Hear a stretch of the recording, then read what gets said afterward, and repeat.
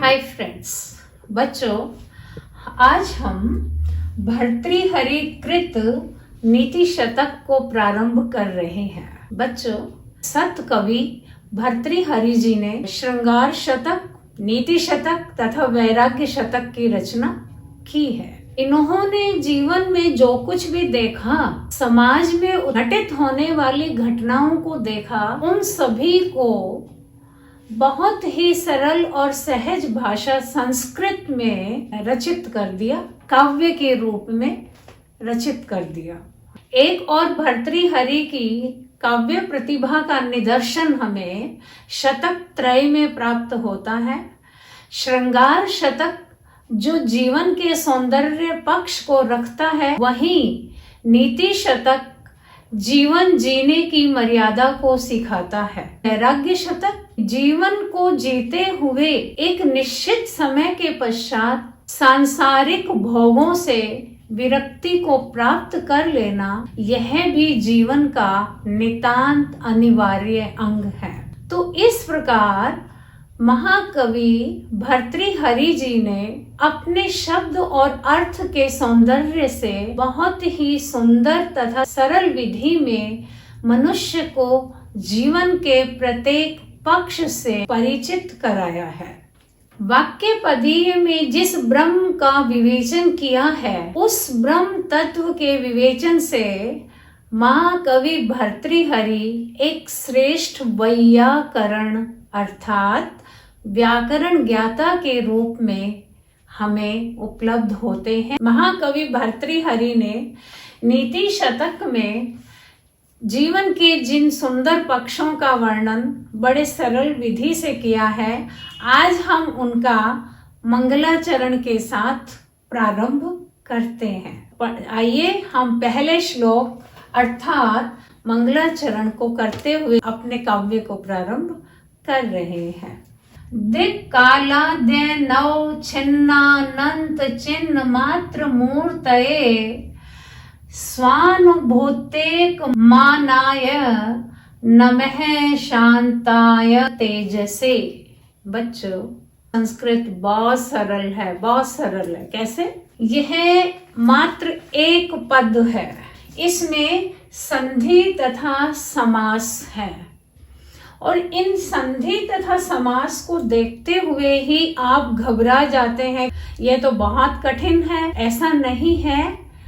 संधि, समास तथा प्रत्यय, इनको मैं पूर्व में समझा चुकी हूँ। आप वहां इनका अध्ययन कीजिए, साथ ही यहाँ पर भी मैं आपको ये सब बताती रहूंगी। पूरा पद क्रम में है, अन्वय कर लेते हैं।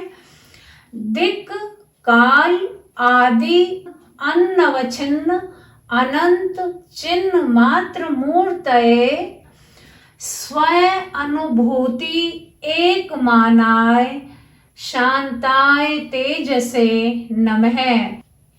नमः नमस्कार करते हैं। कारक प्रकरण पढ़ते हुए बच्चों चतुर्थी विभक्ति का एक सूत्र आता है, नमः स्वस्ति स्वः स्वधा अलम वषड योगाच्च। ये कुछ यहाँ पद दिए गए हैं। नमः, स्वस्ति, स्वः, स्वधा, अलम तथा वषट। ये 6 पद है जिनके योग में चतुर्थी विभक्ति का प्रयोग होता है। प्रस्तुत श्लोक में बच्चों मूर्तये यह चतुर्थी का पद है, एक मानाय चतुर्थी का पद है, शांताय चतुर्थी का पद है, तेज से चतुर्थी का पद है। मैं आपको यहाँ पर पदच्छेद करके समझा देती हूँ, संधि विच्छेद करके समझाती हूँ। बच्चों देखें, दिक् काल, काल धन आदि, आदि धन अन धन औ, छिन्न, छिन्न धन अनंत, अनंत धन चित धन मात्र मूर्तये। आप जब यहाँ पर अध्ययन करेंगे तो आपको अर्थ सरलता से आ जाएगा। क्यों? क्योंकि हमने यहाँ पदों को अलग अलग किया है। जैसे दिक और काल दोनों का क्या अर्थ होता है? दिक माने दिशा, काल मीन्स समय। दिशा तथा समय, दिशा का अर्थ यहाँ स्थान है। स्थान तथा समय आदि से अनवच्छिन्न, बच्चों अवच्छिन्न होता है। अवच्छिन्न का अर्थ होता है ढक जाना, से आवृत हो जाना। अन आ गया है जो कि नए तत्पुरुष समास है। नए तत्पुरुष समास का क्या अर्थ होता है बच्चों? नए का अर्थ होता है नहीं। जैसे हम बोलते हैं ज्ञानम, यही अगर हम कह देते हैं अज्ञानम तो अज्ञानम क्या हो गया? नए ज्ञानम। कौन सा समास है यहाँ? नए तत्पुरुष, है ना। इसी प्रकार यहाँ भी अनअवच्छिन्न अर्थात जो नहीं ढका जा सके। अनंत, जिसके अनंत रूप है, अपरिमित है, असीमित है। चित्त, चैतन्य स्वरूप है, चैतन्य मात्र मूर्ति वाला है। ऐसे के लिए क्यों? क्योंकि यहाँ चतुर्थी है। स्वयं अनुभूति, अपनी अनुभूति मात्र से जिसे जाना जा सकता है, ऐसे भगवान के लिए नमः, नमस्कार। और कैसे भगवान के लिए? शांताय, जो शांत चित्त वाले हैं, ऐसे भगवान के लिए। तेज से, जो तेजस्वी हैं, ऐसे भगवान के लिए नमः, नमस्कार। अब इसे हम यहां समझते हैं। यह मीन्स जो ब्रह्म, कौन? ब्रह्म कैसा है?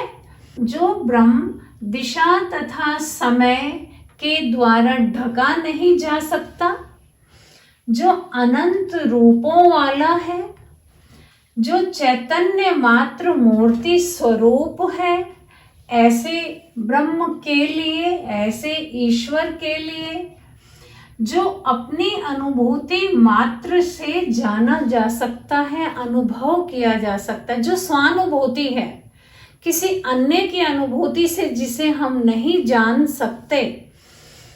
शांताय, ऐसा जो शांत है, तेज से, जो तेजस्वी है, तेज स्वरूप है, जो तेजोमय है, ऐसे ब्रह्म के लिए, ऐसे ईश्वर के लिए नमः, नमस्कार है। दिशा तथा समय की सीमा से जो ढका नहीं जा सकता, अनंत रूपों वाला है, चैतन्य मात्र मूर्ति स्वरूप है, जो अपनी अनुभूति के द्वारा ही विज्ञेय है, जो शांत है, जो तेजस्वी है, ऐसे ईश्वर के लिए, ऐसे ब्रह्म के लिए नमस्कार। बच्चों, संस्कृत वाङ्मय की यह परंपरा है कि जब हम अपने ग्रंथ को प्रारंभ करते हैं, अपनी काव्य रचना को प्रारंभ करते हैं, तो हम उसके निर्विघ्न समाप्ति के लिए हम ईश्वर से प्रार्थना करते हैं।